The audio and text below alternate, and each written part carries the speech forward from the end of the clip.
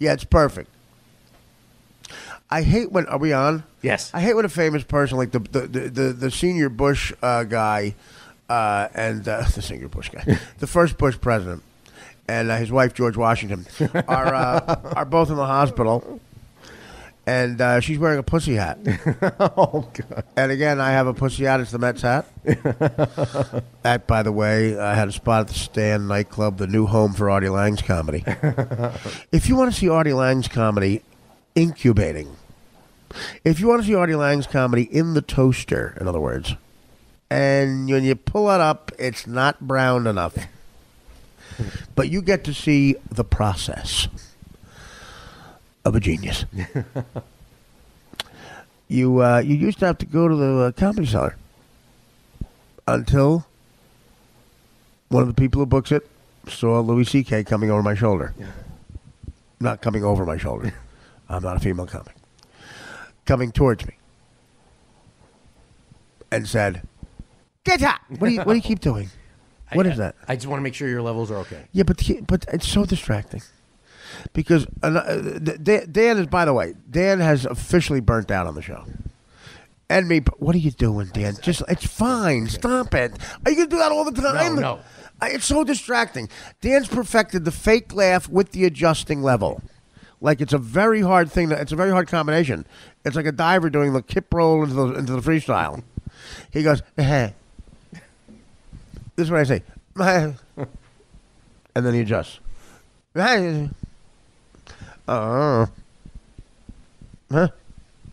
Sometimes he fakes laughing at something he should just see me. He's got the interest, the fake interest, which is this. Oh. The fake laugh is. So sometimes he gives the fake laugh where he should give the fake interest. I'll say like my mother was in the hospital. That's not true. And I go, what? And then, what'd you just do there, Dan? You have to stop. What are you doing? I had to put my headsets up. It's not loud enough for me. Is it loud enough now? Is it loud enough now? Yes. Stop it.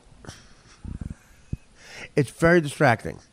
I need to at least think you're interested or laughing at this, okay? Do you understand that? See, you're not a comic. You don't understand it. I just need that.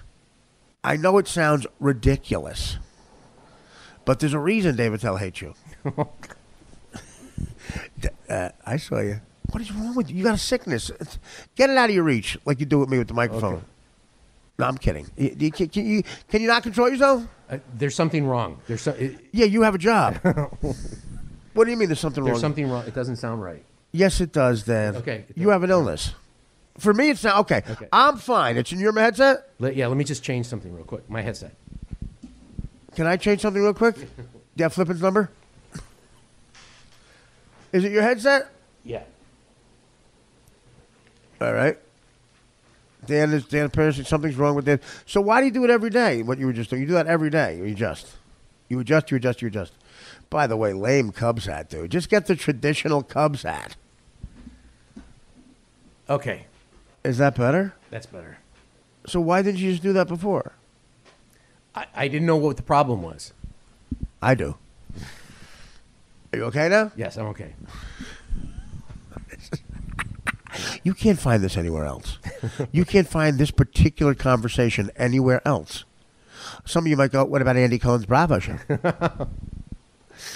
And we were just watching this lame movie called Sister because I was fascinated with the actress Barbara Hershey. I cannot believe what she looks like.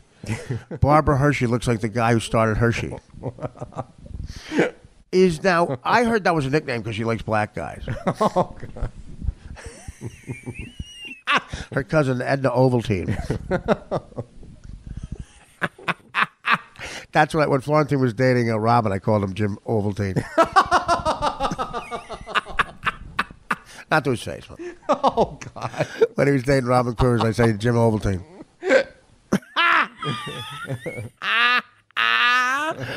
That's like, in the older days when there was a lot of racism, like, blacks smoked menthols. And my cousin used to call them niggerettes. Oh, God. Instead of cigarettes. I don't think it's funny. In 1978, when I was 11, well, I had to overhear because they were too classy to say it in front of me. Well, because it's menthols, all black guys, not cigarettes. They're niggerettes. But of course, I don't do that. That believe me, that went the way of apartheid. That shit. I would never do that, right? I mean, never, ever, ever. Long ago, far away. Here's the thing. If you say the N-word in front of black people, it's terrible. If you don't, how are you racist? You know what I mean? Dan, acknowledge that. I acknowledge. I'm saying get it out of your system when they're not around. It's like not cheating on your wife. You know what I mean?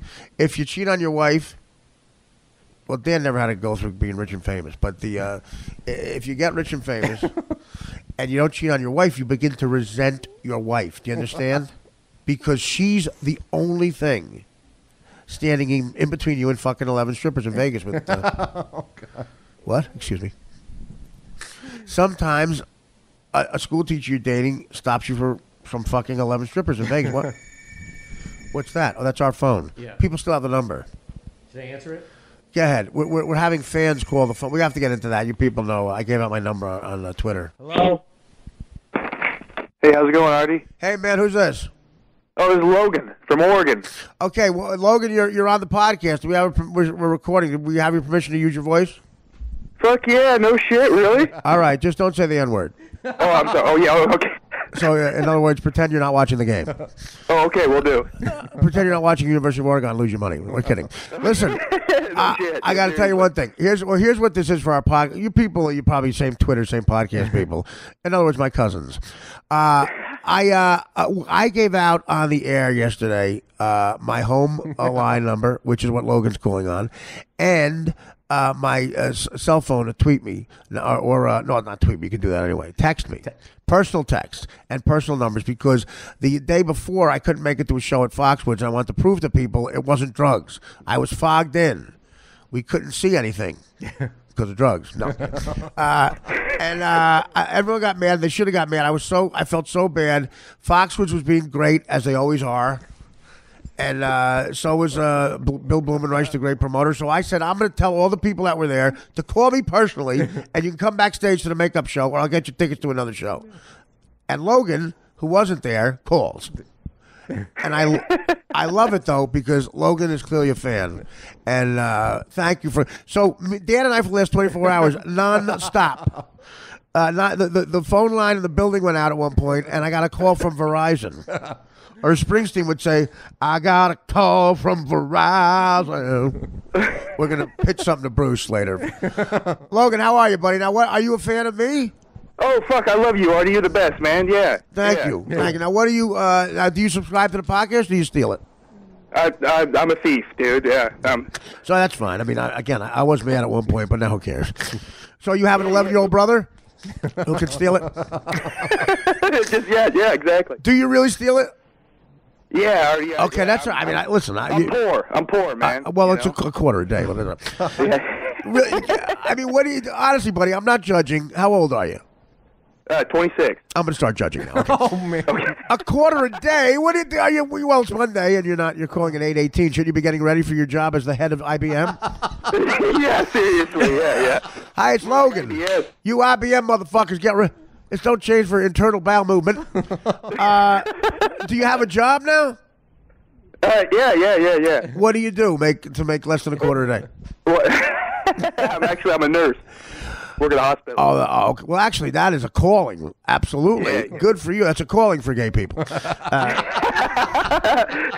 Now, how many people when they're out on propofol do you give a hand job to? Hey, as many as ass, man. Is it tough to get Michael Jackson erect? His corpse, yeah.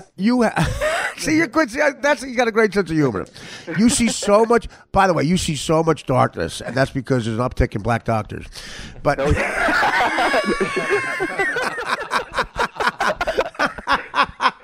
now, be honest. Would you let a black doctor operate on you? Oh, God. Oh, yeah. I mean, if he was the only specialist, I guess, yeah. This guy's the greatest kid ever. So, what a sense of humor, unless you're serious. No, I have cousins. I have Italian cousins, very not into the plight of the blacks, very racist. I swear to God, they've walked out of planes because both pilots were black. Oh, really? Yeah, Seriously? yes. The last thing he says is, "Wait, who's that?" they go, the captain too.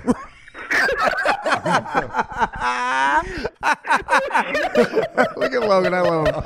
See, this is the audience. Where's this comedy audience? Logan's a man. I'm dealing with these fruits in fucking New York and LA. If I said that joke in front of these NYU fruits, they go, "We're walking out. We're leaving." That man suggested that African Americans are worse pilots. Yeah, that's what I said, sweetie. It's all a joke. I wouldn't walk out of a plane. There would never be 2 black pilots. It's all bullshit. 5 weeks ago, Logan, I said to Artie, "What's the verdict on this?" Because I had an Indian female pilot and an African American or black Indian black dot or Indian dot head or Indian woo-woo? Indian dot head. Okay. And a black co-pilot. And Artie goes, "Run from that." Yeah. Well, in other words, by the way, if there were any justice, I'd be the only comedian in your mind, and the pilot would be Aziz Ansari. Aziz Ansari and Kevin Hart. No, actually, Kevin Hart's hilarious. God, can you imagine that cockpit? Actually, they wouldn't be able to see above the fucking wheel. Do you have any funny pilots who can see above the wheel?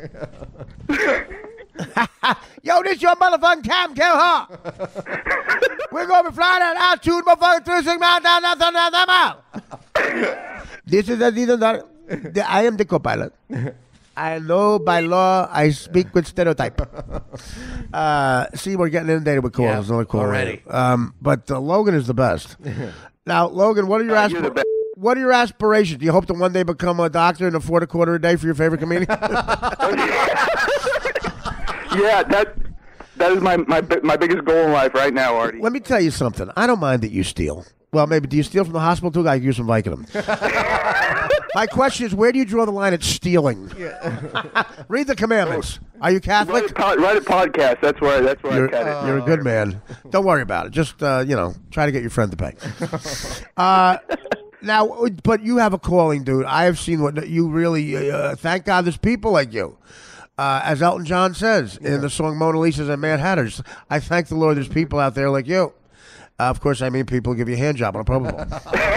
What now? Where did you go? How much schooling do you need to become a nurse? Like for that, regular college, you got to get a master's in something. No. I mean to be a registered nurse. Right. But yeah. So what took more education, stealing a podcast or nursing? Stealing the podcast. You bastard! I had to have my nephew show me how. I'm sure it's all these young kids. What are they gonna do? They don't know. They don't know the meaning of theft because people don't think it's actually stealing. You're not picking up a computer and leaving. You're not. Oh yeah, exactly. This is white guy stealing. You steal something and something isn't. There's nothing left the house. Except my intellectual property. The only thing that leaves the house is my sense of goddamn humor. Don't you have a shift soon? Are you now coming into work or coming out of work? What is your shift right now? Oh, I'm coming out. Yeah. Yeah. Now how? I work at graveyard. How many? Okay. Now how many hours you work a week? Oh, 40 plus. No kidding. It depends on how the old broads are doing, Real? Oh, so that where you work in a nursing home? Yeah. Can't you go into the purse and get $0.25 a day? Logan, are you stealing for the podcast again? Logan, I noticed there's $7 extra missing, and I can't get my ass cream that I like. I have to get white male hookers. And now with I can only get hookers of color. I can only get a male hooker of color with $7 less. Because Logan likes Artie Lang. Some fat bastard in New Jersey thinks he's a comedian, so I can't get a white hooker. I got to go with the Greeks. I thought I called the Geek Squad, and instead of installing my TV, they ass fucked me. I said I must have misdialed. I ordered the Greek Squad, and then they collapsed my economy. I could just see Logan to a lawyer saying right before she died, Gloria said I could get the Artie Lang podcast. Yeah, right. for the She rest said, of my life. it was pillow talk. She said, "You go ahead, Logan. You've been fucking me long enough." Logan fucks me 2 ways.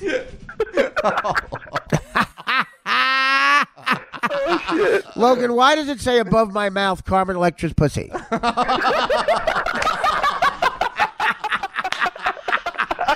I'm sorry. It helps me, Mrs. Abernathy. It helps me get hard. Did you spill some shaving cream on my face again? Did some of your egg get on my face? Boy, there's egg on my face. Literally. Dude, just get their checkbook and write me a check for like enough for 2 years. Okay. I'm on it right now, man. Well, if I get some liver tests back, it might only be a year. Is he not the best? He's the best audience member ever. Logan, I may dump that job. I'm going to pay you to come on a row with me. Okay, that's good, man. You are the best, dude. 26. See, I'm raising America. Now, do you have the scrubs and everything? Oh, yeah, you bet. Yeah. So you like Zach Braff? Yeah. What's his name? Zach Just Braff? like him. Zach Braff. Say what? Zach Braff. Zach Braff, Who's yeah, in Scruff? Zach Braff. Zach Braff. It's they keep calling these people. Do you see the caller ID? No. Oh, okay. Yeah. Well, listen, dude. I'd love to do something. I'm coming west, dude, because I don't know how much you listen, but I booked a show on HBO with Judd Apatow called Crashing, a show that I've seen the commercials for it. It looks great. Well, every one of these jokes I did would get me fired from that show. The head of HBO is going to be calling me. Hi, Artie. We haven't met, but this is Zach Abernathy, and I'm the head of HBO Talent, and I'm the head of HBO Disgusting Sense of Humor. Now, listen. We heard your interview with, was it Logan? Yeah. Okay, the Carmen Electra pussy thing, you were teetering there. The black pilots, we have to let you go. Yes, the creator of The Wired heard the black pilots joke. But the raping the old lady is fine. Yeah. You can rape the old lady. But listen, 2 black pilots, did your cousin really walk out? He's a monster. No, as you heard me explain, it's a joke. I don't have a cousin who said that. I never would do that, and there would never be 2 black pilots. You see, right there. We think you're being nice, and then you turn into a monster. But here's the thing. If I didn't say the last thing, it wouldn't be a joke, and I'm a comedian, so... Oh, okay. Can you get a special cause? Can you have a charity to block out this disgusting humor? What do you want? Well, guess what? Pediatric Ukrainian children with the HIV virus... that they need some money. I say, yes, Logan. He's going to get $0.25 a day from a purse. Can Logan, for laughing at those jokes, can Logan give to the HIV for Ukrainian kids? How about this? Brussels Griffon dogs who've been fucked by Dan Filato. Oh, God. Tippy. What? Did you? I don't know how much you listen to the podcast, but Dan has 5 dogs that gay guys have. Brussels Griffon. Oh yeah, that's right. And I have a theory that he bangs them. My wife does, thief. Your wife bangs them? Oh, this is great. We should have him just come sit on the couch and laugh. Now, here's the only thing I think It's more worth it than Bosco. but I know why he's laughing. When you come home, you do a little snooze and bake, don't you? Oh no. No, you're not high. No. You really think we're this funny? That's amazing. You're the best, Artie. You're the man. Oh, well, we you're love good. you out here. Well, really? Well, so I haven't been to Portland in a while. I should come out. How far from Portland are you? Oh, for, about an hour and a half from Portland, but hey, it's no big deal. You would drive that, right? Shit, yeah. The last time I was there, that's what I told you. The true story. A kid in New York stopped me and said, "I saw you do stand-up in Portland, Oregon." And I said, I've never been to Portland." He goes, he pulls out his fucking smartphone and starts scrolling. Shows me a picture. I swear to God, Logan, of me and him in front of a sign that says "Welcome to Portland, Oregon."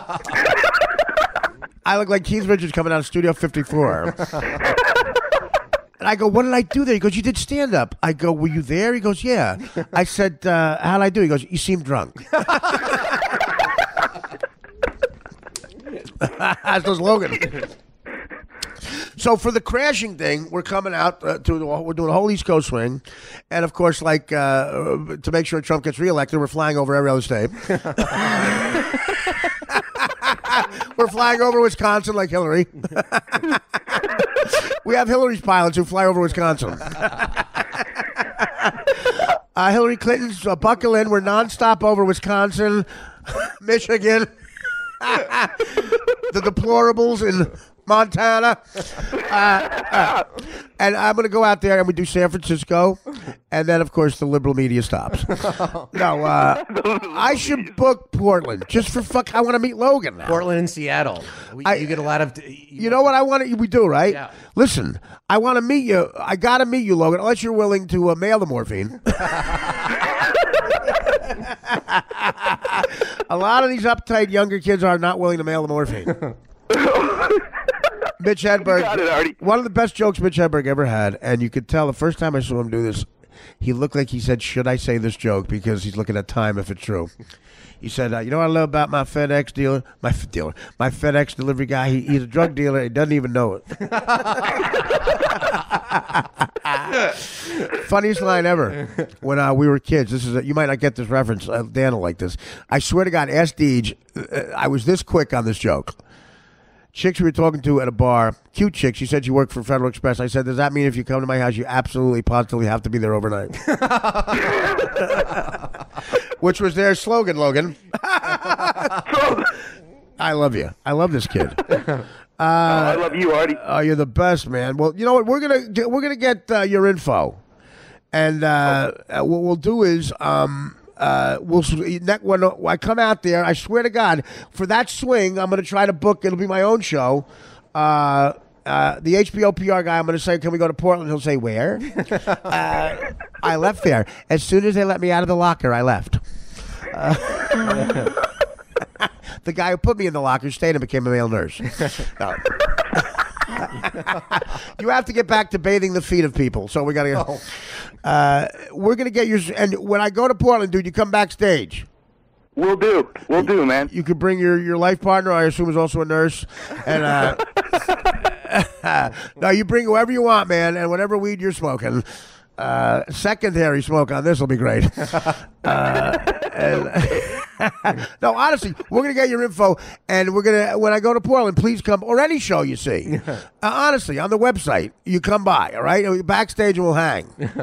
Yeah, we'll do, Artie. We'll do, man. All right, how are we gonna do this, Dan? Okay. Just Logan, send me an email. Right. You got a pen, buddy? Yeah. Just a second. Okay. You got an insulin pen? I signed an autograph with an insulin pen. That's how you know you're unhealthy. All right, go ahead. Artie Quitter Mail at gmail.com. At gmailnurse.com. That's Dan's special little own address. Okay, we'll do. Just put Logan in the header. Yeah. Logan in the header, we'll do. And get some header. Dan has hivmail.com. Oh, God. It's the only time he thinks negative. Logan, let me tell you something. I love you. And I spread the word with 26-year-olds about this goddamn show. Yeah. And just try to get them to pay a quarter, unlike yourself. You can con some old lady into paying for it, Logan. You know, this is what I mean. Logan, this is the face. If this guy's stealing, I don't care. I like Logan, but honestly, am I really worth anything? According to my mother, no. My mother won't pay. My mother said, I am not paying for this. You're welcome for the Fluffernutter sandwiches in 1979. All right, get in touch with us, Logan. I love you, buddy. Yeah, we'll do. Yeah. Thanks, guys. Get some sleep, because Logan, otherwise there's going to be some brain dead people in Portland. Get some sleep. We'll do, man. Take care, buddy. Bye. Bye-bye. Take care. God, look, man. People love the show. They love us. But how about that, Dan, stealing? What do they say, about 30,000 people steal? Yeah, a guy had. But how do you get mad at this kid? A guy had a website that was up the first six. The first 6 weeks of December, or 4 weeks of December. Well, you can really weave a tale. And he had 22,000 downloads, and he was charged $1.99. He had all our shows. How many loads do you get a weekend? How many what? How many loads do you get a weekend? That's the best ever. I'm having so much fun. Can you email that joke to Logan so he laughs? I gotta go take a piss. Okay. Hello. Hi, I'm looking for Mr. Lang. This is Blaine Ensley from WOR Radio. Who is this? Blaine Ensley from WOR Radio. What's up, man? This is Artie. Hey, how are you, Artie? Nothing. You're due to be on with Mark here in about a minute and 20 seconds. Mark who? Simone. I am? Am I really? No. Yeah, you really, Mark Simone. You know what, it's about your Wellmont Theater gig coming up on February 9th. No, who booked it? I mean, I'll do it. I love going out with Mark. I just didn't know about it. Can we call you back? Can we call you right back so that Artie? No. I want to. Why? Because the call waiting thing is going to bother you. Who cares? But it's funny that we're doing it on our air too. Okay. We're gonna. Can we record this for my podcast? Oh, certainly, yeah. All right. What? We could do it if I call him too. Just All right. We can call you right back. All right. Give me your. Okay, it's area. All right, Artie, we're going on here in 10 seconds. Hold on, pal. All right. Dan, we have to figure out why this happened. I know you have an excuse ready, but whose fault is this? If I have an email, then it's my fault. If it's my fault, then. Live from the iHeart Tower. Am I allowed to get mad? Becca, Mark Simone on the voice of New York, 710 WOR. Well, we love Artie Lang, one of the great comedians, actors. He also does a wonderful podcast, too. And he's going to be at the Wellmont Theater Thursday, February 9th, 8 o'clock, wellmonttheater.com. You can get tickets. Artie Lang, how you doing? What's up, Mark? How are you? Good. Hey, where's the Wellmont Theater? Montclair, New Jersey, former home of Yogi Berra. Former home of Yeah. I'll be doing a Yogi Berra tribute. You will? I will. I'll be saying no one comes to the Wellmont Theater anymore. It's too crowded. I'll be saying someone just offered me a pizza and said, you want it cut in 6 slices or 8? I said, I'm not that hungry. Make it 6. You know what I mean? I'm going to say all stuff like that. All great stuff. Did you ever see Larry King do his comedy act? No, and I guarantee people who saw it never saw it either. But that was his opening. He would do like 10 minutes on yogiisms. You know why? Because 10 minutes on Larryisms would make the place walk out. I love when my favorite Larry King lies. I love when he gets caught in a huge lie, like I was best friends with Sandy Koufax. Yeah. And then you interview Sandy Koufax. He goes, Larry who? Yeah. Or the time is always like Sandy Koufax is 40 years younger than him. Yeah. But no, Larry King is one of the best. I do enjoy him. But he would do stand-up, Mark? Yeah, he still does now and then. No kidding. I never knew that. Okay. I would check him out in a heartbeat. Have you seen Don Rickles do a stand-up? Don Rickles is the greatest ever. Yeah. Did you ever see him, his Vegas act? Oh, yeah. Yeah. It's phenomenal. It is great. It was great when he could look at the audience and not the floor, but he's a little low now. That's pretty good. Yeah, Dan's going to fake laugh and help me out, but he didn't bother telling me about this interview anyway, so it doesn't matter. I didn't know we were doing this. Oh, you didn't know you were doing this? No, I just got home from the march. I'm taking my pink hat off. Yeah. Have you ever actually marched in a protest? Yeah, once when the 7-Eleven stopped making iced tea Slurpees. I would protest if they ever want to Mark Simone off there. That's for sure. I do love you. You know what, Mark? I do like. You're a throwback. You keep it nice. You keep it family, except when you talk to me.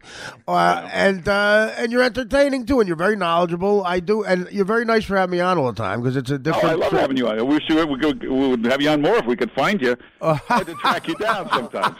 Well, I'm either here or at the gym. Oh. I teach a spin class at the Equinox on Lafayette. Because Artie will always say, hey, text me anytime you need me. You text them. Right. I think that was six years ago. I still haven't heard back on that text. Well, that's all right. My texts go right to this kid I graduated from high school with who could fart Whole Lot of Love by Led Zeppelin. Hey, a million... I guess it was like early 2000s. I'm at the Donald Trump roast. Right. And you kind of stole the show. You were really funny. And I'm watching him. He's laughing his head off at you. Yeah. But then later, I remember on the Howard Stern show, you told him the same joke. He gets mad. I'm so glad you brought this up because I won Trump the election maybe because I couldn't. I slept right through a text from CNN. they wanted me to comment on that because it went right to his temperament. It's unbelievable. I've done a lot of roasts. I've been nice enough to have been people have been nice enough to ask me to do a bunch of them. I roasted Hugh Hefner and William Shatner for Comedy Central. Can I say the V word for a woman's privates or no on this? I guess. Okay. My opening line, I said something else that you can imagine, but my opening line at Hefner was, "Hef, I smell vagina, did you burp?" All 7 of his girlfriends laughed at that. And I like roasting, but that might have been the best I ever did in a roast. I was very proud of that. And you were excellent. Thank you. It's on YouTube. You can see it on there. I just found that out. I didn't know. Everything's on YouTube. I didn't even know they really had a good quality tape of that. So they sent it to my producer, Dan, and I asked him to get it out, which took a while because he gets jealous if I'm funny and because he wanted to be a comedian. It's a long story. And I was very proud of it. But of course, the election now, there's one of the jokes got by the New York Post called that Borgata joke that we'll talk about, the best joke of the night. And he was laughing. All right, cut to the Howard Stern show. I'm going to say a month later. He comes in and goes, "Howard, Artie was the best in my roast. He killed. Everybody loved it. The papers voted him the best," which was the truth. Then Howard says, as brilliant as he is, "Artie, tell one of the jokes." So the best one, I said, "Well, the Post voted this the best. I'll tell this one." The joke, do you remember the Borgata joke? I'll tell it. Yeah. Okay, the joke was, you can mess with anything with Donald except his businesses. And he was really upset about the Atlantic City situation because this new hotel, the Borgata, was nice and running him out of business. I said, listen, Donald just drove his daughter through Atlantic City and said, "Honey, someday your name will be on top of all these buildings if you marry a guy named Borgata." Okay. It destroys. It gets voted best joke. I tell that joke in the Stern show. Howard and Robin laughing hard. Now he felt attacked, I guess. And just like a 7th grader, on a dime, he pivots and goes, "Artie was the worst of the roast." Artie bombed. He's terrible. He's a loser. Actually, that clip is up on YouTube, too. Yeah. Now, CNN wanted to show that. Because the Stern clips were and I was in the studio that day when they talked about the war and everything, and they wanted to show that, and I think they got afraid of either Howard, who was mad the clips were up there, or Trump or somebody, and they didn't do it. Also, I slept through their call, but it was relevant for a while. Yeah, but hey, watch you in these roasts, and you get up there, and the guy is right next to you. He's like a foot away from you, whoever the guy is, and you're saying the most vicious things. Yeah. That takes a lot of nerve. Well, I got to tell you, it takes a nerve if the other alternative is working at a gas station. I didn't go to Northwestern, but no, the Hugh Hefner thing was so odd, Mark. The only 5 minutes Hugh Hefner knows I'm in existence was the time I was roasting him on national television. He never met me before, and I'm up there in black tie at the Hilton in New York. All this press around on national TV. It's a big event, and he never met me before, and here I am insulting him. It is odd, but at the same time, you're going, I've arrived. This is all I ever worked hard to get to.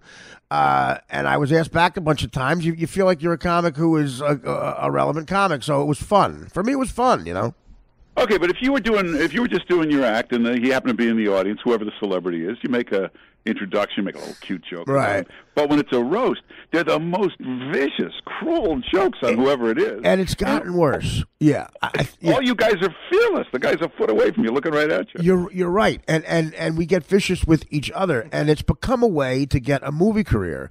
So people get more. Okay, here's an odd thing. Speaking to that, there's a guy named Greg Giraldo, an amazing comic, and he was a friend of mine. And okay, we roasted William Shatner. William Shatner. Awful tragic thing in his life. He found his wife floating in the swimming pool, dead in L.A. Exactly. Okay. I would never go near that. Of course not. All right. The producer, Joel Gallen, has a meeting with everybody before the roast. This is the only time it happened to me with Comedy Central. Now, Joel is a great guy. He's a pro. He took us all in 2x2. It was me and Greg Giraldo, who has since passed away, but Google him. He's unbelievable. Joel Gallen says, look, guys, Shatner requested one thing. It's a legal thing. You cannot talk about him finding his wife dead. Now, who people think is a dirtbag, I'm going, who would do that? Who would even think about that? Mark, I look over at Giraldo. He clearly had 20 minutes on it. He's like, damn, he's crossing stuff out. I'm like, who would talk about that? You got enough on the toupee. Hey, the other problem is you write and sometimes these are the most clever jokes for a roast. You write this stuff, and it's the only place you can use it. You can never use it again. That's true, too. You can reconstruct it. Some people get really mad at stuff. Carrie Fisher in the news obviously passed away. I met her at one of the roasts. She was at the Shatner roast. She was in the front row, and I made this joke. I said, what do you say to somebody who is an icon? An absolute icon in science fiction, a classic, but then later on in life gets fat and embarrassing and won't shut up and says annoying stuff and an egomaniac. You say, what happened, Carrie Fisher? Shatner thought it was about him. When he heard Carrie Fisher, he laughed for 10 minutes. And she laughed too, like a good sport, but then came over to me in the commercial and with a good sense of humor, basically called me fat for an hour. She was great. She had a good sense of humor about it. But you're right. Some people don't have a good sense. You saw with Trump, I made up with him. I golfed with him 9 holes after that. And he's like a kid. I love him, but I don't know how that goes when you're dealing with Putin. But, Well, you're a brave man, Artie Lang.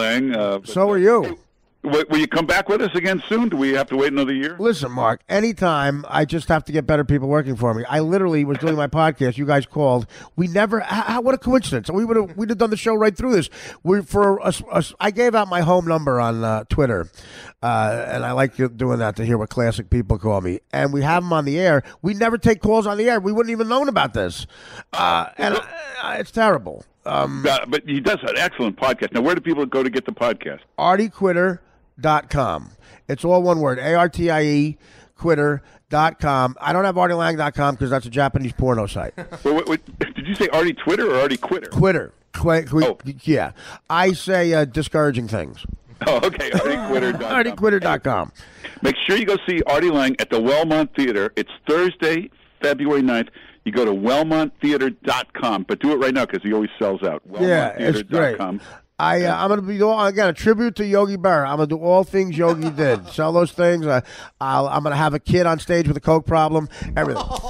Wellmont Theater, Thursday, February 8th. Hey, yes. Artie Lang, thanks for being with us. Mark, you're a classic. I love you, and text me tomorrow. We'll get lunch.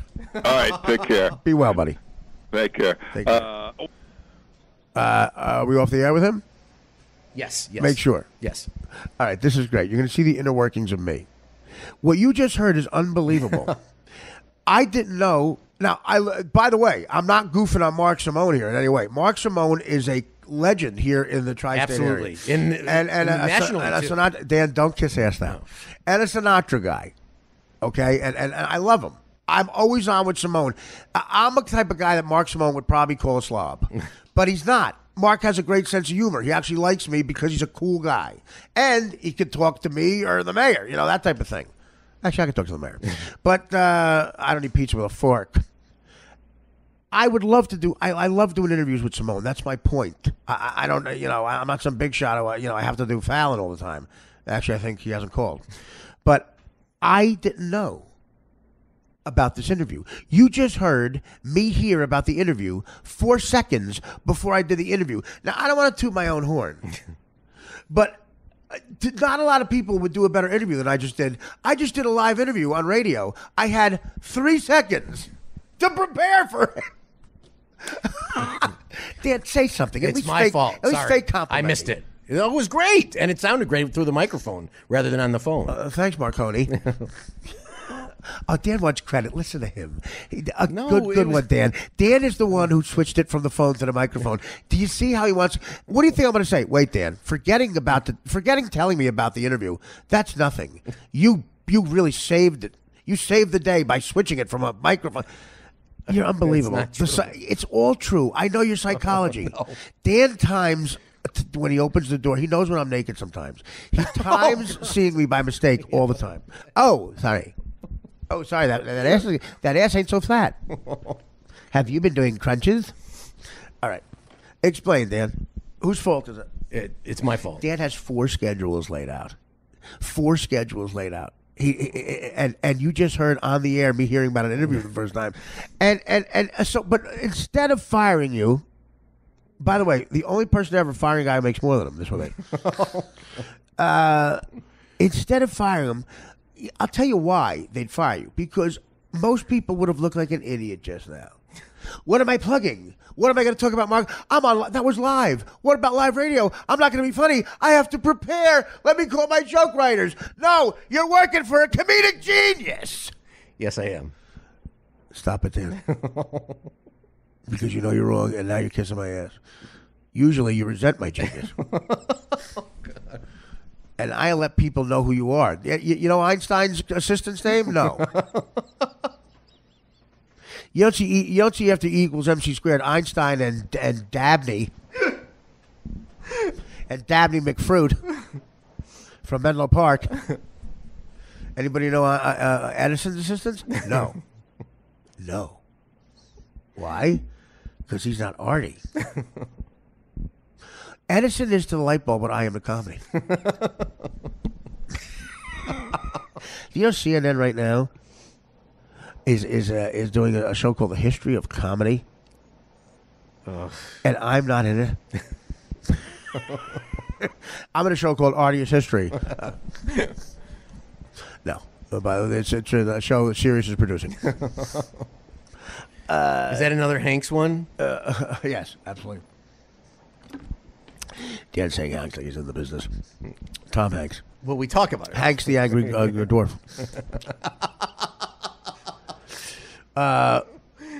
Mike, the closest I ever got to Tom Hanks was I almost did heroin with this kid. Oh, really? Yeah. I'm kidding. There's no evidence he did heroin. Did he admit to it, Hanks' kid doing heroin? Crack or something? I think there was something. It's actually tragic. It's terrible. Tom Hanks, clearly a good father. For 4 of his birthdays, he was shooting Castaway. 4 of the kids' birthdays, he's in Fiji. Mommy, where's Daddy? He's with Uncle Bob Zemeckis. They're doing lighting tests. He's with Uncle Spielberg. What show is this I have to do, Dan? Is this The View? This is probably a caller. You want to answer it? No. Oh yeah, I guess I have to. Answer it. No. Hello. Is this the night show? You're on in 2 minutes, Art. Hang up. Hello. Who's this? This is Jimmy. Jimmy, it's Artie. Oh, Artie, what's up, man? What's going on? You're on the podcast. Do you mind being on the podcast? No. Okay. Well, you sound sedated. Are you okay? Yeah, all right. Is this Mark Simone again? Where are you, Jim? Fort Lee. Oh, you're right around the block. Come on over. Do you live in Hoboken? Yeah. What are you swallowing a mouse with mayonnaise on it? What is that? Say something. Yeah. Well, clearly you're late for work. Yeah, I'm late. Now, did you grow up in Fort Lee? Yeah, definitely. So what do you do for a living? I work for the DPW. What's that? Department of Public Works. Public Works, yeah. That was my first guess. Now, what do you, the night shift? No, day shift. Can you turn on my water? Yeah. Department of Pubic Works? Yeah, that's it. Yeah, that's it. Sure, that's the first time you heard that joke. What are you on lunch? It's noon. Yeah, lunchtime, man. You're at lunchtime. And you called us. I am flattered. I just called. No, I just saw you on Twitter, so I saw the number. That's what I mean. You're taking your lunch break. Don't you have a mayonnaise sandwich that has your name on it? Yeah, I just had a sandwich. Yeah. Did you really? What'd you eat? I had a steak sandwich. Oh, okay. Well, the questions get harder as we go along. I love you, buddy. I love you for being a fan and calling. Now, is there anything you want to say in particular, or you just want to say hi? I just want to say hi. So. Oh, that's great. Now, do you work in a specific spot every day, or do you move around? Yeah, all over the place, really. Do you inspect manholes? Yeah. Because Dan will be on the corner of 38th and King. Do you like Dan Filato on the show? Yeah. You do? Okay, that's good. You're hetero? Do you have a girlfriend? Yeah. Now, what does she think of you calling me on lunchtime? I don't know. Who do you think's going to win football? Who you betting on? I like the Pats. How do you bet against Brady at this point? I hate admitting it, but what does Bill Belichick have? A farm of receivers that keeps growing? Yes. Yeah, he got Hogan. The guy from I know. Well, I mean, you The know. Giants had him by cut him. San Francisco had him cut him. The Giants get a black guy that can't catch a pass. They have white guys that catch passes. That's Boston. He's the white Beckham. That's it. Unbelievable. I don't know if you saw my amazing performance. Going to be nominated for a Clio on TMZ when I called Adol Beckham Victoria Beckham. Very, very clever. Do you get that joke? No. You know who Victoria Beckham is? How many people call you? Are you crazy? Well, the answer to the first question or the second? I know you're crazy. Yeah, I'm crazy. Are you black? No, I'm fucking down late. Oh, you sound kind of black. No. I sound black? Oh, my God. I don't mean to insult you. Now, you sound African American. Yeah. Where did you grow up? Fort Lee? Fort Lee, yeah. Oh, yeah. I was a good athlete, like a Were real you? good athlete. That's why I thought you were black. You sound like you have an extra bone in your mouth. Yeah, definitely. Did you hear me on the Mark Simone show just now? No. Do you know who Mark Simone is? No. Okay, we'll move on. I just was on a live show that Dan didn't tell me about. No, a lot of people do call. A lot of people call, and you talking to people? Am I talking to you? What are you special? Yeah, I'm talking to My people. friend don't think it's you. He thinks it's like something else. Who doesn't think it's me? My friend Keith. Is he black? You don't think this is Artie? Put him on the phone. He likes Howard. Oh, fuck Here's him. Keith right here. Talk to my friend Keith. No, he believes you. Keith. He's not getting on the phone? No, he says he don't want to talk to you. Why? He says he likes Howard. He likes Jews. Yeah, oh yeah. Tell him I like Jew lover. Tell him I like He's a Jews. Jew lover. If I can talk, please.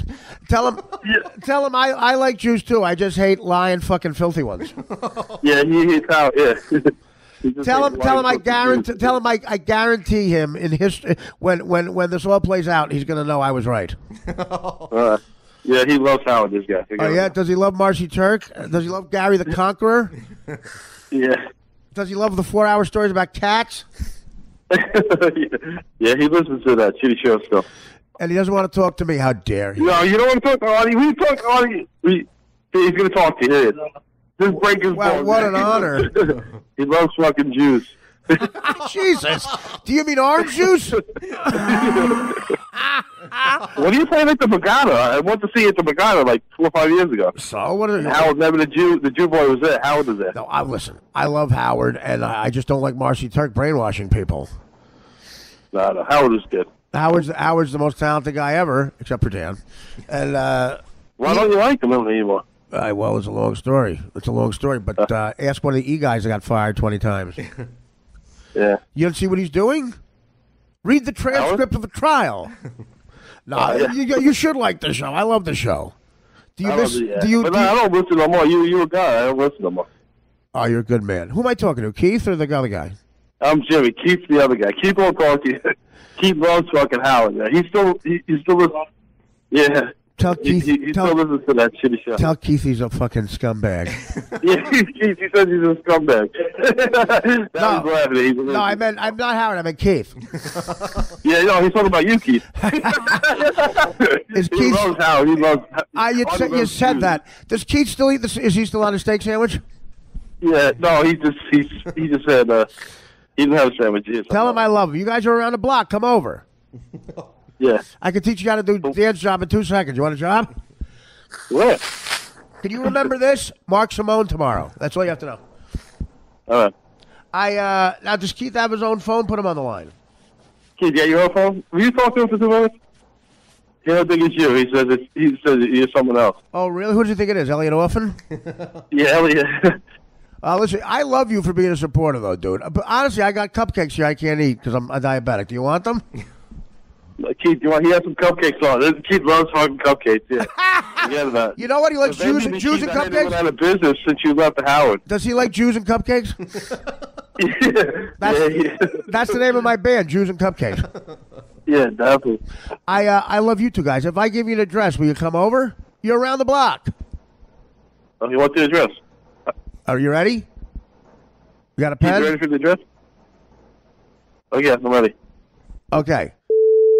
Okay. Well, you live there? Yeah. Still working. Oh, but we'll come by after.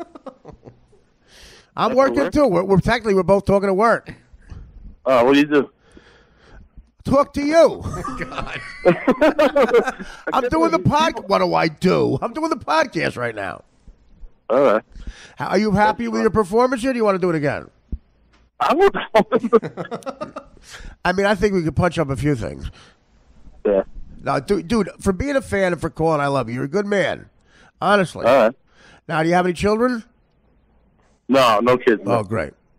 I coach basketball hoops. Oh, so you fuck kids. Is this Jimmy Sandusky? No. I know. I'm white. Kidding. You know, honestly, you know what? If you blow them, they won't say anything. Just don't penetrate. Don't penetrate. You know what? This is really fantastic to talk to you and Keith. Bring Keith here, and I want to show. I'll give him. Keith, you gotta come to his house. Yeah, Keith. I'll tell you what. I'm going to give Keith evidence that Howard's a bad man. I'm kidding. No, Marcy Turk, like in The Godfather. You know The Godfather, the Turk. Yeah. Yeah, that's what happened. How much is the Turk paying Howard to ruin comedy? The Turk. Yeah. I love you. How old are you? 26. Yeah. Now, you plan on going back to college? You get your master's or something? No, I'm not in college. No. You know, you're going to stay at DPW? Yeah. All right. That's a good way to get HIV. Yeah. Watch out for those kids. Watch out for those kids. Are the kids African American? No, we're not good. We're No, we're not good.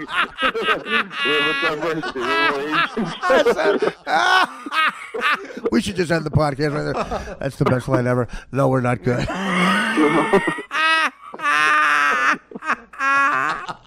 Wow. If you're not funny, eat steak. It makes you funny. Yeah. Where do you get a steak sandwich from? Is that wife of yours, chick of yours, does she make the steak? No, they brought it from the senior center. You can't find good women anymore. I'm not saying you, but I'm saying she's probably good looking and she can't cook. That's all you find now. They can't cook, right? That's Honestly, I had my first girlfriend when I was a kid. She needed the recipe for ice. Oh, God. Now, what are you guys going to do after work? You go to a strip club? Yeah, that's where Keith goes. He goes to strip club all the time. Really? Yeah, he gets paid in dollars. Clearly. He does, yeah. Now, is his girlfriend good, if you know what I mean, at basketball? No, she's white. Where are these audiences of the Comedy Cellar? Yeah, no kidding. Now, would you like to come see me do a show in Montclair? Maybe. Oh, dude, geez, you're a super fan. Maybe. What are you doing that night? You at the strip club again? What is it? When is it? I don't know. Thursday, February 8th. I'm at a place called the Wellmont Theater in Montclair. In Montclair? All right. Jesus. This Thursday? Why don't you calm down? That's BMW over there. Are you going to come or not? I'll give you a number. Honestly, this is really... it's so hard for me to give away tickets. No one will go? Keith, you want to go? Oh, Keith, no one will go. It's sold out. It's sold. Who's it? Two people? What is this, the Artie Lang roast? The two guys from DPW? All right, listen. You going to come or not? It's February 9th. Thursday, February 9th. Mark Simone just said February 8th on live radio. I think he said 9th. No, he didn't. He said 8th. Oh, 9th? Okay, maybe I'll come. Oh, what, the 9th you're free? What is there, a think tank from Rutgers on the 8th? Yeah, I got a big one. What day is Thursday? I'm going to give you a number. Ready? 646. It's my life partner, Dan, and he's going to get you tickets. If you want them. Okay. All right? Yeah, I want to go, but... come backstage. I want to meet you. Yeah. All right? Just when I leave the room, you have to keep clapping your hands. I don't want you to steal anything. All right. I love you, buddy. I love you for calling. Honestly, use that number and come. I want to meet you. We'll come backstage. If you're busy, don't come. But if you see any show on my website ever, use that number and we'll meet and we'll hug and bring Keith. I forgive him. Keith, all right, okay. All right, buddy. Is that Keith Oberman? Yeah, Keith Oberman. No, this guy's a meanie. Yeah, that guy's an asshole. Yeah. All right, use that number, buddy. I love you. All right, take care. Take care, buddy. Take care. Bye.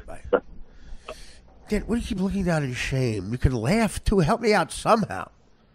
So explain yourself. You just what happened? He sends an email and the barrage of emails that you get. What happened? Timmy said that he sent an email for the interview. And I knew Timmy would get blamed somehow. Did you text Timmy? No. He texted me. Well, how come Timmy's not reminding me today? What, is he mad? What, is he mad? You mad, Timmy? My road manager? There's a conspiracy. See, here's the problem. The people who work for me want to be comedians, and they want to sabotage my career. I got news for you guys. Canceling the Mark Simone interview ain't going to do it. I mean, what if this were like a bit? What if this were like I don't want to insult Mark.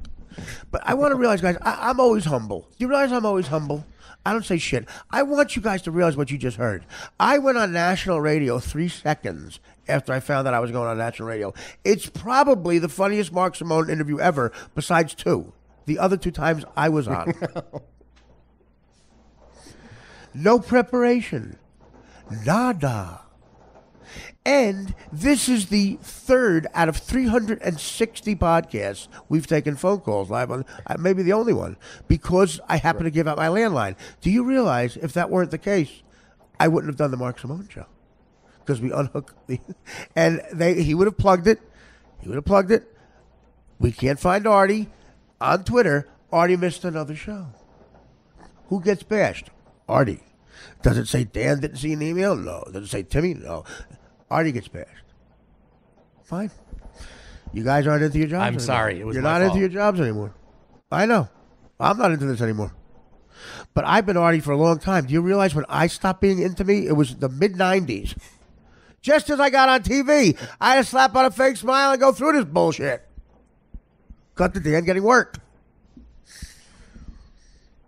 Dan, it's okay. It's not tragic. I'm busting your balls. I know. I'm Artie. I'm not a regular boss. Everybody keeps their jobs. Everybody can be incompetent. Matter of fact, I'm surprised you're not yelling at me.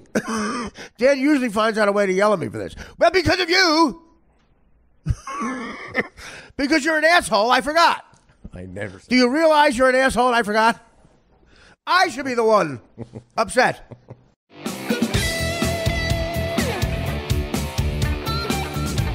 You baby gorilla. That's my wife, mama. You baby gorilla. That's my wife, mama.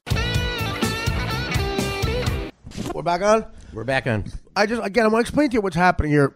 Again, I couldn't get out of New York to go to a gig the other night, and I love Foxwoods and I care about them. Bill Blumenreich is the greatest promoter ever. I care about him, but obviously, I think all 3 of us.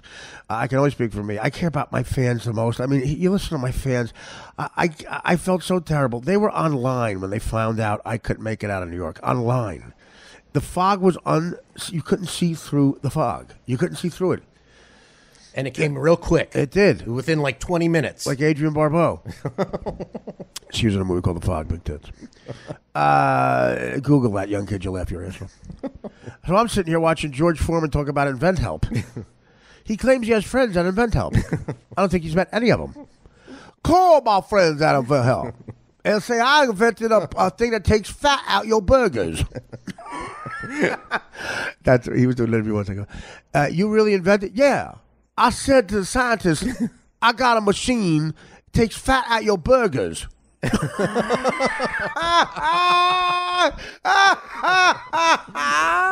So what George Foreman wants us to believe is he somehow, with his 4 sons, George, his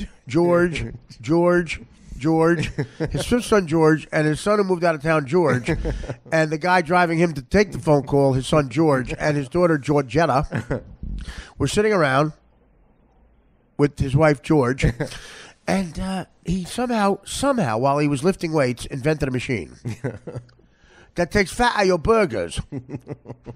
And he called scientists, he said, scientists.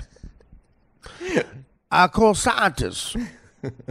And, of course, he has them on speed dial. And scientists, any good scientist will tell you, always take a call from George Foreman.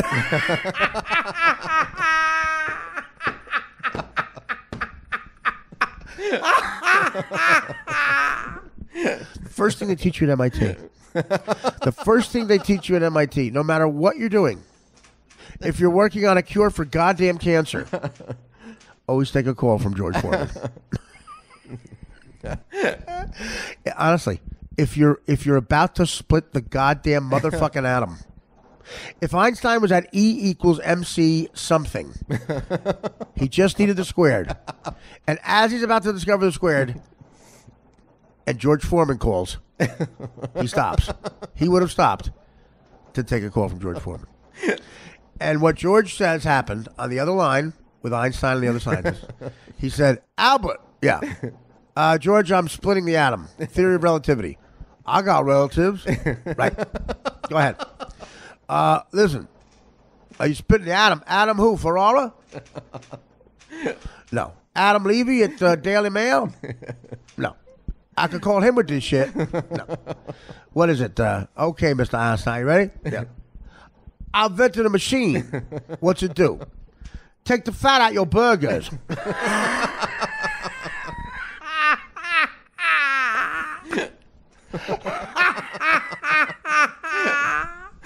It takes what? Takes the fat out your burgers. I seen your wife. I can't take the fat out your wife. I'm horribly insulted. I got Asian people on the other line. You gonna take this shit or not? Hey, Asian people. Yeah. You a who? You a who? Remember me, Rope-a-Dope, Zaire? Oh, you a King Kong. That's right. I'm a King Kong. Yeah. Oh, you a George Kong. Yeah, oh yeah. I remember who. Remember her? Remember? Ali? He hit Ali. Yeah. You hit a Joe Frazier. That's right. Everybody talk about Joe Frazier. But you hit a Joe Frazier. That's right. Come on, Manila. We's in Manila.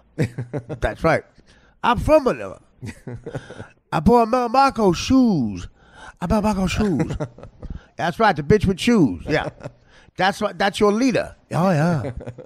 Now I work at MIT. I develop a machine. Well, stop what you doing. What you working on right now? A project called Email. Because it's 1993. A project called Email for Steve Jobs. Who? Steve Jobs. Who? Steve Jobs. Oh, I know his brother, Hans. You know Hans job? Yeah. My wife give a good Hans job. Does your wife know his other brother, Bo? Bo job? My wife, yeah, the Bo job, more money than Hannah job. Bo job more intimate than Hannah job. But Steve job give me job.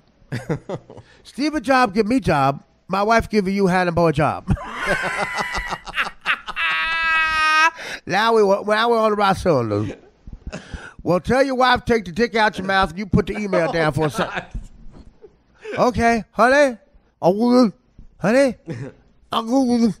As you can hear, she give Bo job now. Honey, you take a cock out mouth. Georgia Foreman on phone. You remember first class at MIT? What we do if you have cock and mouth? You take a call from George Foreman. I, on a conference call with Steve Jobs. You give Hannah a job. I talk to Steve Jobs. You take cock out mouth. I hung up on Steve Jobs. Why? Because George Foreman on the phone. Okay, we all set now there? That bitch stop? Oh, yeah. Wait, let bitch her swallow. Let wife swallow. Wife, you swallow. Hey, tell the bitch I got Indian people on the other line. You hurry up, swallow. You hurry up, swallow. Swallow, bitch. I hung up on one motherfucker already, Einstein. You hung up on Einstein? Oh, wow. Bob Einstein from this Albert Brooks, her brother?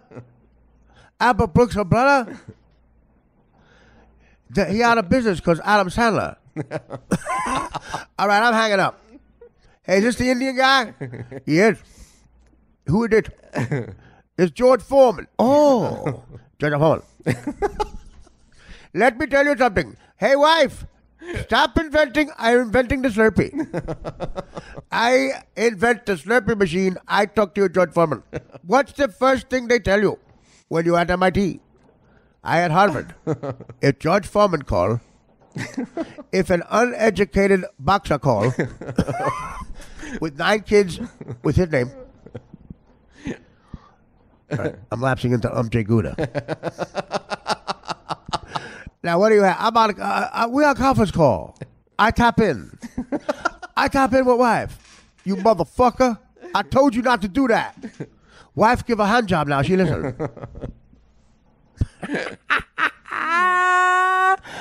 Yeah. Dan has a cousin who went to the London School of Economics who makes less than us. Just wanted to point that out. My machine, take fat out your burger. You're going to lose weight, motherfucker. We don't lose weight. We skinny people. We skinny race. We are too. Very thin. We eat nothing. We starve. All right. What was I talking about, George Foreman? How did I get to that? I don't know. The Invent Help commercial. So anyway, I felt terrible about Foxwoods, and I said, guys, honestly, I've done this before, but this was for a real cause. I felt terrible. I gave out my cell number and my home landline on Twitter, and I'm telling you, thousands and thousands of people have called. Yes. The texts are so sweet, so nice. I love you all. And what you heard was a couple of calls live who didn't know they were going to get me on the phone, and the Mark Simone radio show called because I was booked on the show, and I didn't know it. I love you all. This stands out because Dan never fucks up. I'm going to give Dan a prop here. Dan never fucks up. That's why this is funny. He's the best producer ever, and he's mortified, but who cares, really? You're mortified because the kid from the DPW knows this? This is today's podcast. We're giving another one, rapid fire. Love you all. Take care, Bashir. Dan, that's an order. Are we on? Is it Miller's Crossing? Are we on? Are we on the air? Yes. All right. I'll open up. We had to come back. I'm going to open up with this. Dan is always great with movies. I don't know if he knows this one as well as I do. Here's the quote. When I'm dead and gone, you'll know what kind of a friend I was. Why don't you drop dead now so we can test your theory?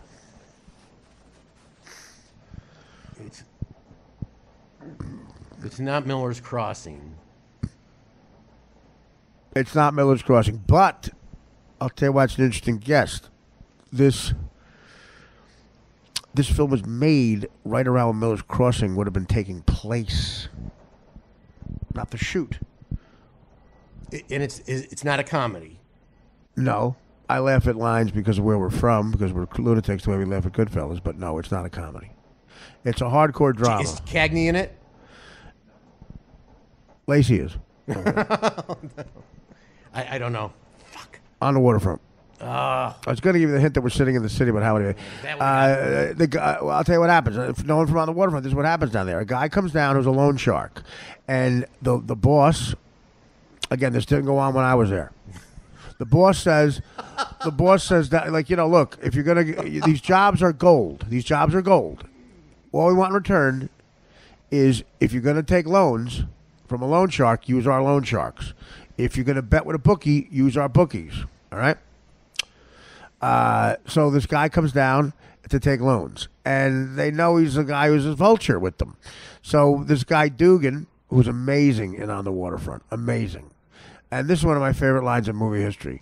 The guy Dugan yells at him. He's coming, come on, who wants to borrow money? Who wants to borrow money? Because, of course, a loan shark for you people growing up in your safe space in Indiana is, basically it's what the bank does, but he loans you money if you need it. Guys who can't get money from a bank, neighborhood guys who used to live right in this spot we're sitting in Hoboken. Neighborhood guys can't get loans from the banks to go to loan sharks, but what happens is a big amount of interest. And you don't pay, you don't walk. And they knew the vulture he was. So Brando's not in it, but the guy who's the father of the girl Brando's in love with is in it, and they're making him take a loan. They call him Pops. Pops' right-hand man Dugan, who's mad at the loan shark, says, "You're a vulture," and the guy goes, "When I'm dead and gone, you'll know what kind of a friend I was," with a hint of an Irish brogue. And Dugan goes, "Why don't you drop dead now so we can test you theory?" That is a great line. I know what Lee J. Cobb and On the Waterfront. There's nobody tough anymore. You come from Greenpoint, go back to Greenpoint. You don't work here no more. Listen, kid, I'm a soft touch, too. Ask any rummy down at the dock. I'm not good for a fin anytime he puts the arm on me. But my mother raised the saint of us on a stinking watchman's pension. You think that crummy little cheese eater Doyle's going to muck up the works? Figure it out. Look, it's simple. Drive him out to this place we've been using. Try to convince him on the way. If you can't, give him the Jerry G. Lee J. Cobb, that's another guy. You don't find actors like that anymore. At the end of 12 Angry Men, these damn kids, you work your life out.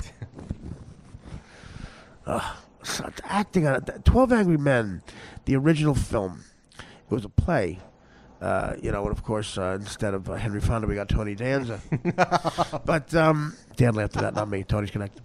And I again, the acting in that fucking movie. Henry Fonda's, I guess you could say the lead. It's what we call an ensemble. Google that. I'm in the biz. Okay, here are the other guys in the jury room. Henry Fonda, Jack Warden, Jack Klugman, Lee J. Cobb, Eli Wallach. No, Eli's not in it. I'm sorry. The other guy from who's the other guy from the other character actor from Psycho who gets killed? You know his face. Not Eli. Eli's not in it. I know Eli. Okay, a guy. I forget his name. God, he's got a E.J. Wells. E.J. Wells. Jack Warden, and a very famous Spanish actor who did plays. Another guy who you'd recognize from Blake Edwards' comedies years later, who's amazing in it. I'm trying to think of I can't think of the actor. You know his face. He did work on Archie Bunker late in his career. And I get him and Eli Wallach mixed up all the time. He's in All the President's Men. He's the guy Robert Redford goes to, and Jack Warden again, and this guy in All the President's Men. He's like, it's a national story now. I want the top guys on it. They don't want it. This guy's a humper. And Jack Warden later played my father in a movie. I love that I took a risk and dropped out of a driving school. Look, we're gonna have to Google him because it's gonna drive me crazy. Anyway, 12 Angry Men. But Lee J. Cobb, at the end of that movie, has to pull off an acting job that is so hard. I can't imagine the guy in the play. You have to go through those emotions live on stage. That's tough to do, man. That's one time where you give these actors who sound pompous a pass. That is tough. Martin Balsam. Martin Balsam. How do we forget Martin Balsam? Absolutely. He's in it. He's the chairman. These damn kids, you work your life out. It's about prejudice. It's a Hispanic kid in 1950s New York who's accused of killing his father. And there's eyewitnesses who are shaky. And you got to realize it's considerable, reasonable doubt. That's the first movie that really dealt with that. And they want to hang him. In the beginning, it's a 2-second vote. It's 11-1 and it has to be unanimous. They're going to kill the kid. Death penalty. The one guy who holds out is Henry Fonda. And he goes, well, look, I don't know if he's guilty or not. Let's just talk this through. And the other guy's like, come on, Jack Warden's like, I got Yankee tickets to play in Cleveland. Not Met tickets, Yankee tickets. And Henry Fonda, slowly but surely, one by one, convinces all of them, and they end up acquitting. And you find out at the very end why Lee J. Cobb was so mad at the guy. At the kid, because he was a kid the same age as his kid, and his kid hadn't talked to him. You slowly find out this information, and then he has a picture of his kid because he shows it to Henry Fonda. And you're like, "What?" Everybody's like, "Why are you so angry? Why do you want to convict this kid?" And at the very end, you find out it's because he's mad at his own kid, and he's got this wall up where he doesn't care about the kid. He doesn't care. He doesn't see. I don't want to see you anymore. And supposedly that's what he said to him at the end, which is amazing timing because that whole thing was just starting with the 60s. Jack Kerouac had just written On the Road, and, all this, they were protesting the war more and more. The 60s were about to happen, and this script predicts it all. And it was so hip at the time that kids were starting to yell back at their father. And Lee J. Cobb was like an Archie Bunker type, the Sinatra generation, said something that, a lot of hippies had the same story. And their father, in an argument about politics or whatever, said, I don't want to see you anymore, and you leave. And books like On the Road say, it's time to leave. It's time we got out and saw the country. And then Bob Dylan moves from Minnesota to Greenwich Village, where the great Manny, who owns the Comedy Cellar, who I love dearly, tells him he's boring, leave the Cafe Wa. Instead of going back home to Minneapolis, like Manny said, because he was boring, a 19-year-old Dylan walks around the block to the Gaslight, and the 60s happen. But right and living on Grove Street, 2 feet practically 2 feet practically from Cafe One, Greenwich Village, probably at home, banging abroad, because that's what he did, with a huge cock. Jack Warden had a huge cock. That's what I heard. Who played my dad had a huge cock. An agent at William Morris, when I told him Jack Warner's playing my father, he goes, I saw it. I go, what are you talking about? You know, he's got the biggest dick ever. I go, what? He goes, I was in the Schwitz at the Friars Club, and we saw it. A guy went, saw it. Okay? Jack Warden was living on Grove Street, probably because he told me, because he played my dad. Did I mention that?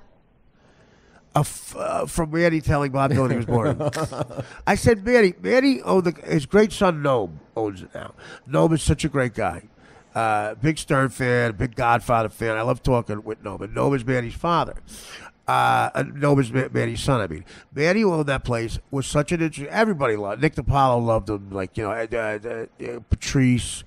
Norton, everybody loved Manny. And I was in L.A. for most of the time they got to know him. At the tail end, when I started doing regular spots, I got to know him and had probably 10 conversations with Manny at the old table at the cellar that I cherish. He was a Jewish guy, a Jewish New York guy who was insanely right-wing. He was like an anomaly, and he was fun to talk politics with. As I said, Nick liked it. I bet. But it was great. It was a lot of fun talking to the guy. And so the story is he owned the Cafe Wa, which is a legendary place, next door to the cellar. McDougal near 3rd. Visit it when you're in town. If you get a seat. It's hard to get a seat there because people like me and David Tell have been funny there for 30 years. But there's another kid now who's very funny there, too. And, I'll tell you what, he really, he'll do 2 hours at a time. And people like me and Tell have to rush off stage and go home, I guess. We'll go to the diner. And it would be indiscreet to mention his name. I'm just saying this. If you don't see him, you'll be sorry.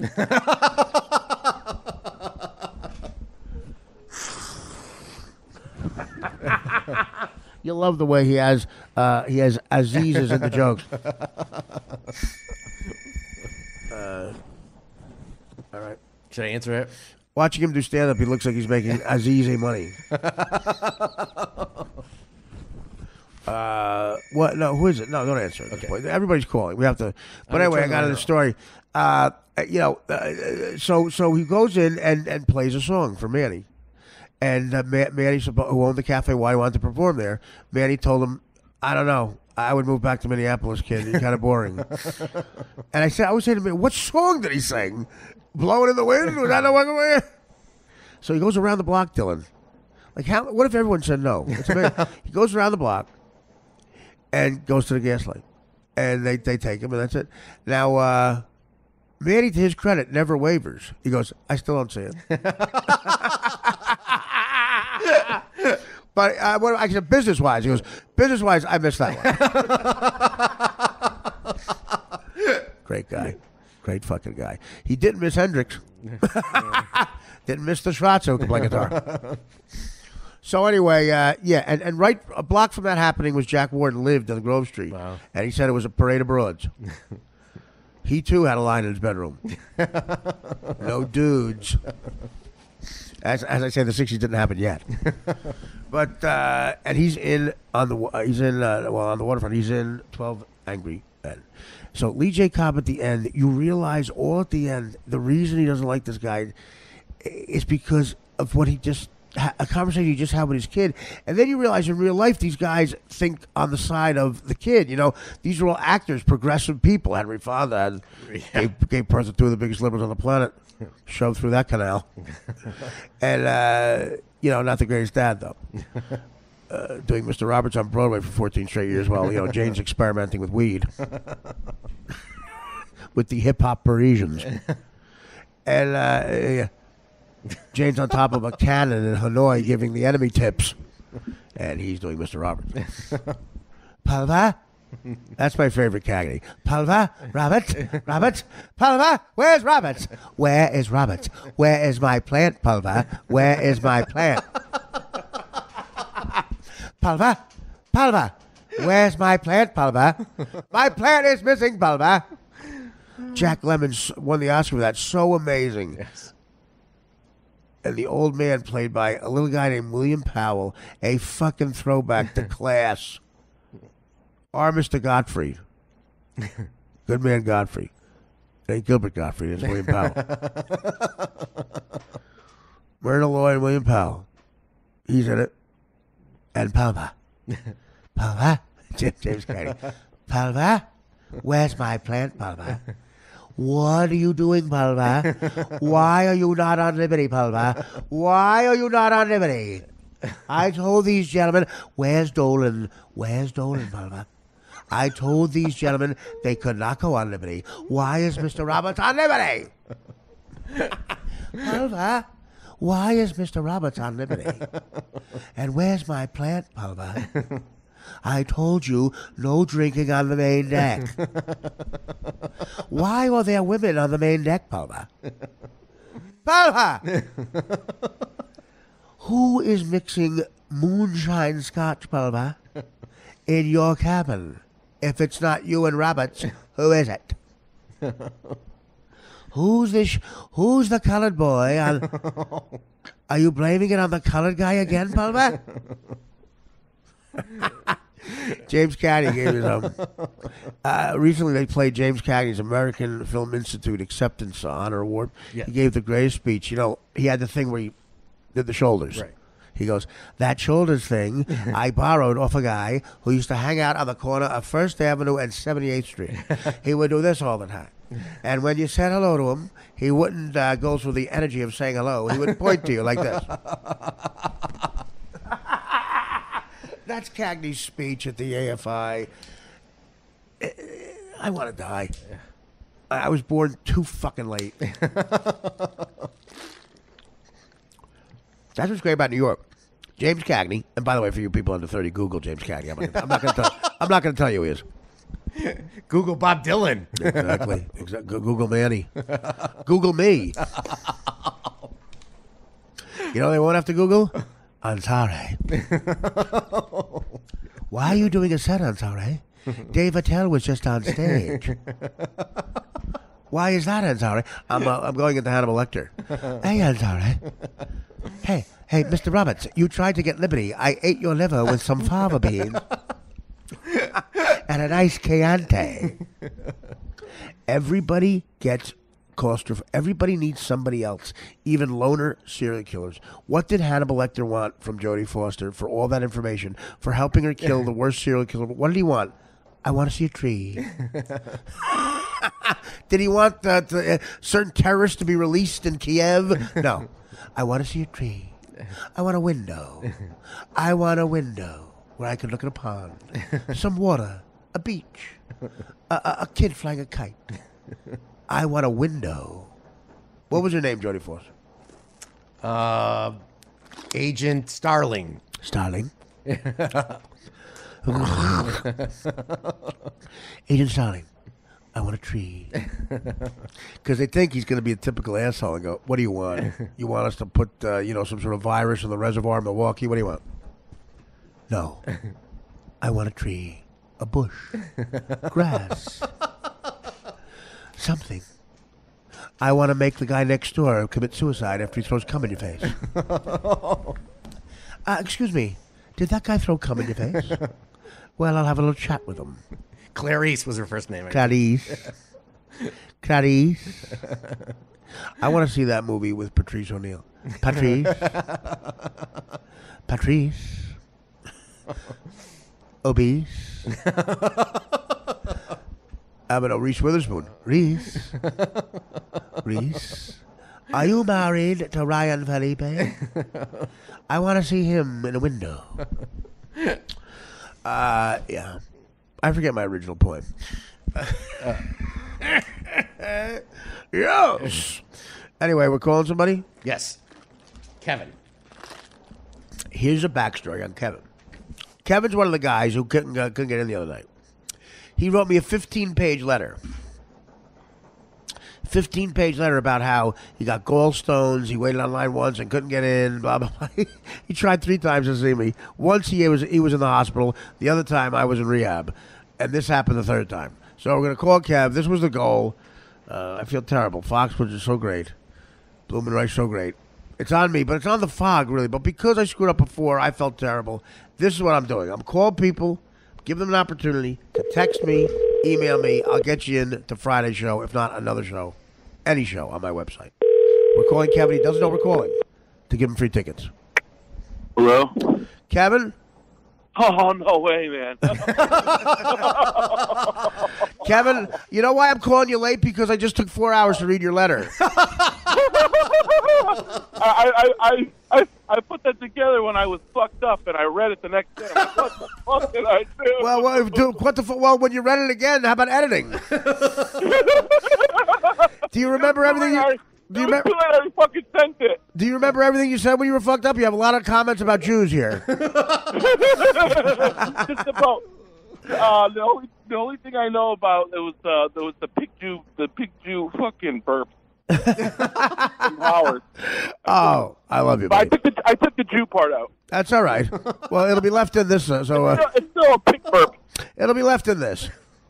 Yeah, listen to this. Listen to what you did when you were fucked up. I know you were fucked up because you do. I've been teaching computer classes / training since 1999. Then you take the time to, in parentheses, go, if you ever want a free 1-1 class on how to use any computer program, then you list them all. Excel, Word, Mac, Windows, etc. You let me know. I've been contracting my services and diseases at the since 2008, training their staff and talent, being able to teach dude, this is a weed fucking comment. Yeah, that's me, dude. Dude, I've written more stuff on heroin than Artie, why drink and drive when you can smoke and fly? I know. Well, you know, dude, I've written stuff on heroin, coke, and ecstasy nicer than this.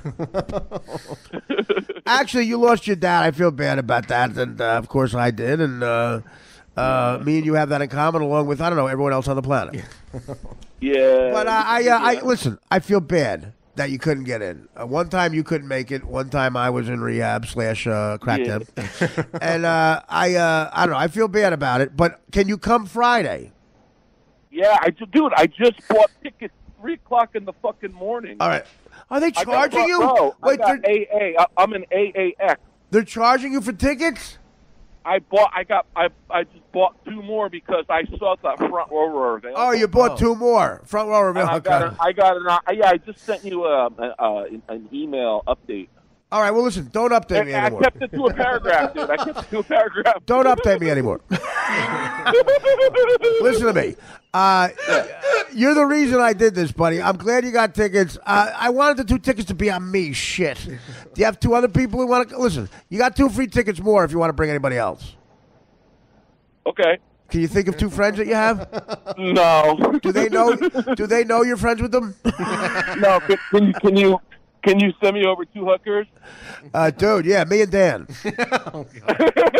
You're gonna watch me whore out for money, January. Listen, so you're gonna come backstage. I want to do at least that for you. We'll meet you. We'll take a picture and everything. Oh man, that'd be sick. That'll be a dream come true, man. All right, well, Dan, right? Friday. This is what we're doing. I got to dream bigger though, huh? Yeah, really. If you dream hard enough, Bill Burr might give you a show. You think that's one of the problems of being a Mets fan? That's one of several problems.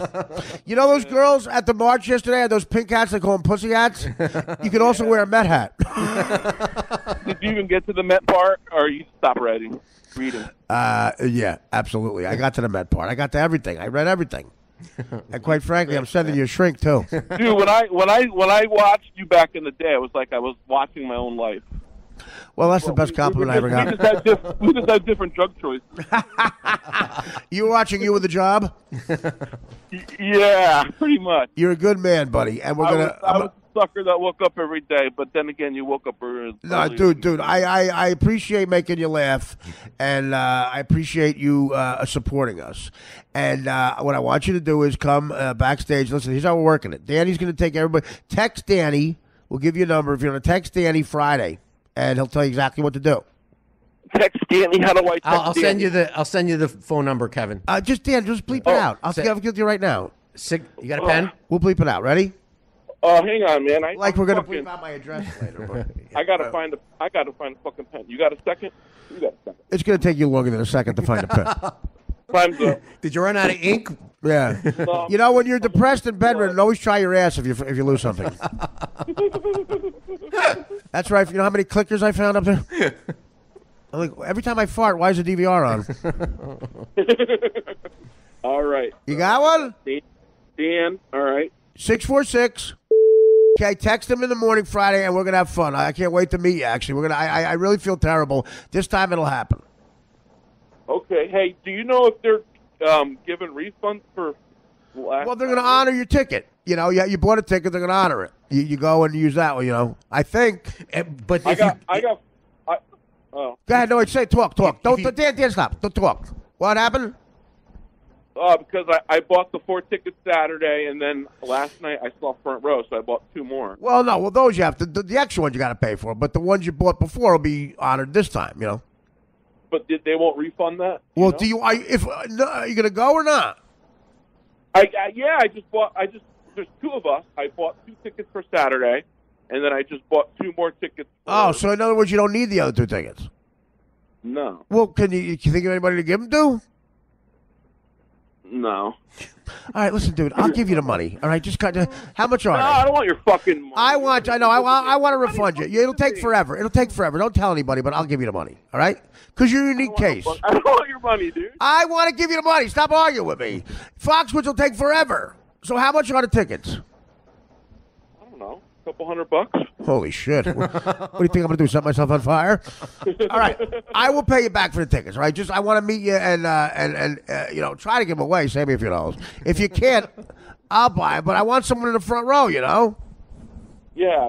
I saw the front row, and I couldn't pass it up. I'm like, dude. But I'm saying I want somebody sitting where were you sitting? The last time I saw front row tickets were to the Mets, and that's all I can ever find. Jesus Christ. All right. Listen, so text Danny, all right? We'll work all that out. Yeah, all right. They won't refund you, dude. I know how they are. They expect you to come to the other show, or maybe but that's why I'm doing this. So just you have a unique case. If I get a chance to meet you, it's fucking priceless. All right. Well then, geez, you're so sweet. So text Danny on Friday, okay?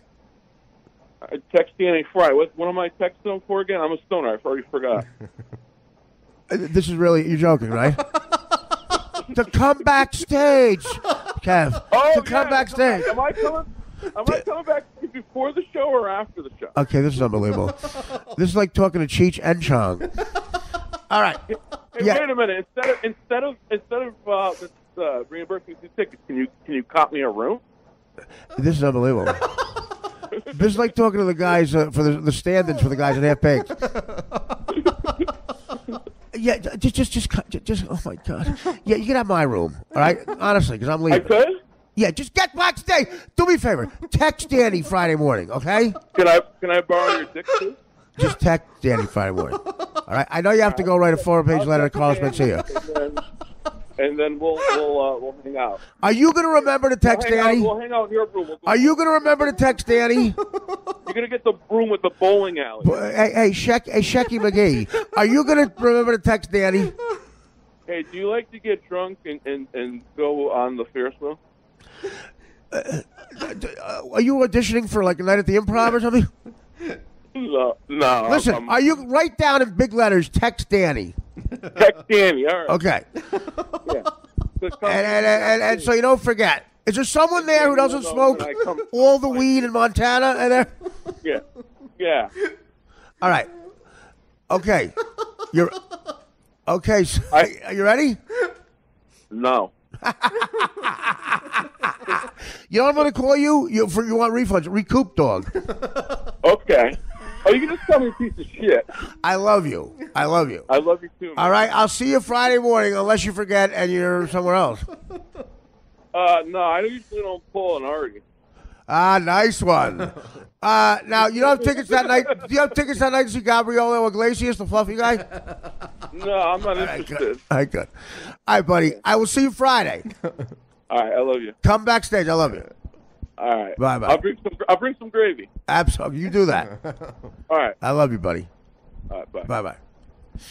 Honestly, Dan, Friday night, go outside. You see somebody wandering around the craps table. Where I want you to wear a sandwich board sign that says, "Are you Kevin?" And you know what you have to do right now. Are you Kevin? And do you remember what you're here for? If your name is Kevin, ask yourself why are you here. And if you don't know the answer, raise your hand. That's what it's gonna say. Wait a minute. What are we doing? Who? The pot lamp. He goes over that. Oh God. Oh God. This is just not dignified. I'm not a dignified person. All right, call the Southern Broad. Okay. These girls we talked to last night, they're the same boat. Well, they're fans, and they're from Alabama with accents, and they're free today. I guess everyone has a free day from work. Boy, the loser log flume. I'm enjoying some water. We'll tighten this up later. We'll fix this in post. I wanted to get to Shepard Smith selling his jacuzzi.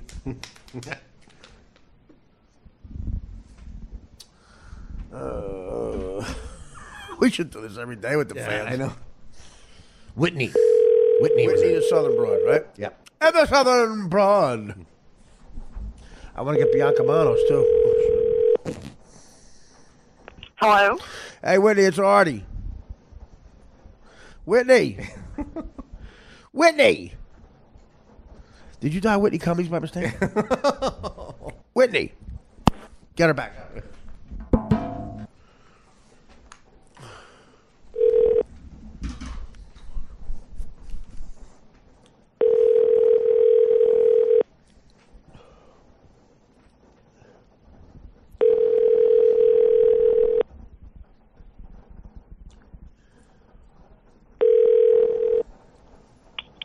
Hello?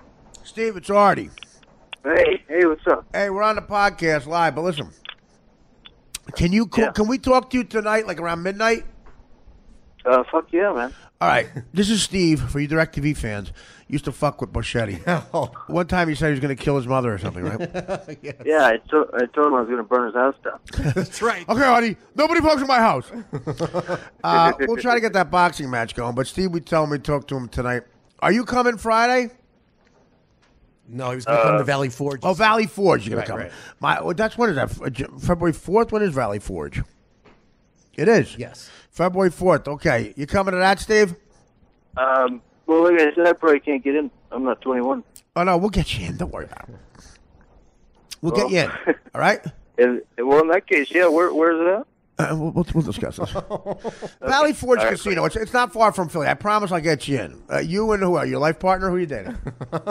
I don't know, man. Maybe I can convince that girl from the fucking convenience store to go.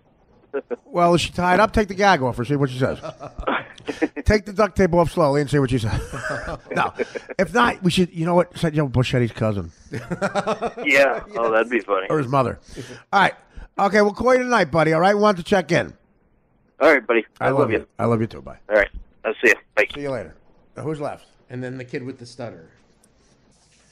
It's ringing. Hello. Jeff? Yeah. It's Dan. Hold on for Artie Lang, please. Hey, ma'am. Okay. Hey, this guy stutters. You all right? Yeah. Is Jeff coming to the show Friday? I think he's out of state. Where are you, buddy? I'm in by Atlantic City, New Jersey. Oh, okay. Do you want to come Friday to the show? Where at? In Connecticut? Oh, no, it's in Connecticut. Right. You want to come to Valley Forge? Maybe. I'm planning a funeral for my dad. It's happening on Thursday. Are you going to be in A funeral? I'm sorry. That's right. No, I'm going to be in a Valley Forge, not that far from AC or Philly, February the 4th. Yeah, I know where Valley Forge is. Oh, okay. Well, that's where I'm doing it. Okay. You want to come? You and a guest. It's on me, and you come backstage. The tickets are free, everything. No shit. Yeah, I would love that. All right, great. And I'm sorry about your dad. What happened again? Thank you.